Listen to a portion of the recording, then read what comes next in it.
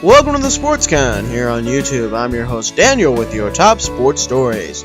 We all wait to see what will become of Alex Rodriguez as the week begins. A-Rod is scheduled to make his 2013 debut tonight, despite reports indicating that Rodriguez's suspension will be announced earlier in the day. Rodriguez can play for the Yankees while appealing a suspension under the drug policy.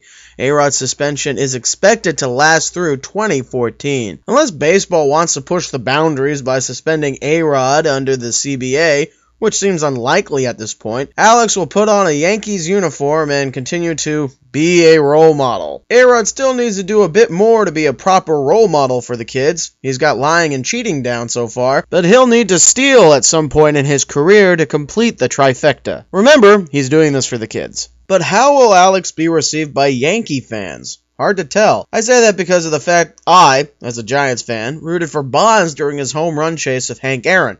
Still the true home run king, by the way. I would like to say that Yankee fans would respect the game too much to root for A-Rod, but because specific fan bases tend to support their cheating athletes, like Giants and myself did for Bonds, and more recently, the Brewers fans did for Braun, that is before his suspension for the remainder of 2013, the Yankee fans might end up putting up with A-Rod, especially if he helps get them back in the playoff hunt. In college football, ESPN's Outside the Lines is reporting that the NCAA is investigating whether or not 2012 Heisman winner Johnny Manziel of Texas A&M was paid for signing hundreds of photos and memorabilia in January. Manziel could be ruled ineligible if the NCAA finds he has violated NCAA bylaw 12.5.2.1, accepting money for promoting or advertising the commercial sale of a product or service. It's been a crazy offseason for Johnny Football, crashing a frat party at the University of Texas at Austin,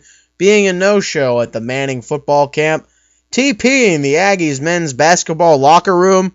Okay, that last one he hasn't done yet. But this possible violation involving signed autographs is by far the worst thing he could have done for himself. To me, this is nothing. The NCAA rules regarding its student athletes are criminal. I mean, every organization around Manziel, like Texas A&M, the conference, the NCAA, and various third parties, can financially benefit off of Johnny Football, but when Manziel himself should try and do so, he should be punished?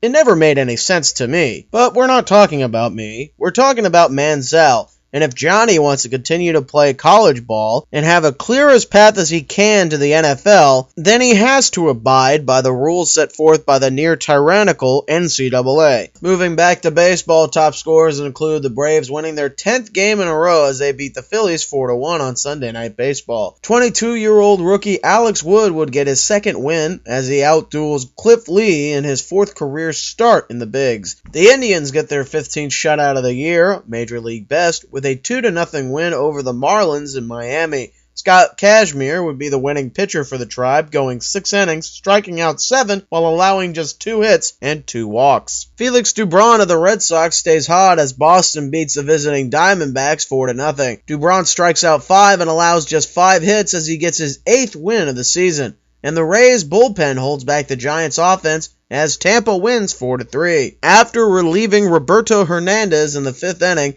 the Rays pen only allowed a double in the 8th, while Sam Fuld had an RBI single in the 6th to give Tampa the lead. For more, be sure to follow me on Twitter at TheSportsConSF. You can also follow me at thesportscon.blogspot.com. I'm Daniel saying goodbye.